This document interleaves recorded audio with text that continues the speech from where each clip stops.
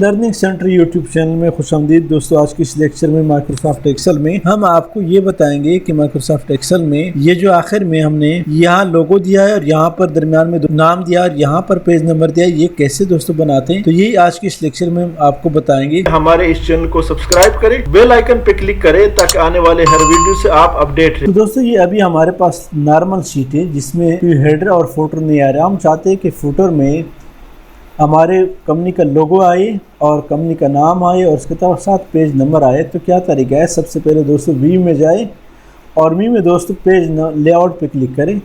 Page layout पे click करने के बाद दोस्तों नीचे आए और यहाँ से आप देख रहे हैं क्लिक टू ऐड फुटर। सबसे पहले यहाँ पे लिखे, कंपनी का नाम लिखा। यहाँ पर दोस्तों डिज़ाइन में जाए, पहले सेलेक्ट करें और यहाँ पर पेज नंबर दे दें स्लैश फिर पेज नंबर। अगर कोई मकसद ये कि आप नॉर्मल ये दे सकते हैं, या अगर आप चाहते हैं कि यहाँ पर 1/2, 1/3, 5/2 इस तरह का पेज नंबर आए तो दोबारा यहाँ पर पेज नंबर दे दें और इसको दोस्तों एस ख़त्म करें इसका पेजेस का।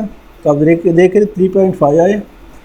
इस तरह दोस्तों यहाँ पर हम चाहते हैं कि हमारी कंपनी का लोगो आए, तो इसके क्या तरीके हैं, पिक्चर पे क्लिक करें और यहाँ से वर्क ऑफलाइन पे क्लिक करें और यहाँ से दोस्तों उठाए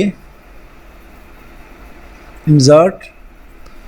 तो यहाँ हमारा लोगो भी आया है दोस्तों। इस पे क्लिक सेलेक्ट करें और यहाँ फॉर्मेट पिक्चर पे क्लिक करें और इसको कम लेके आए, नीचे की तरफ लेके जाए।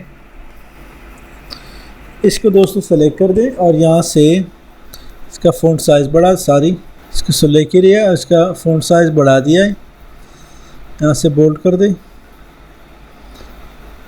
और इसको बढ़ा दें। पेज नंबर आया।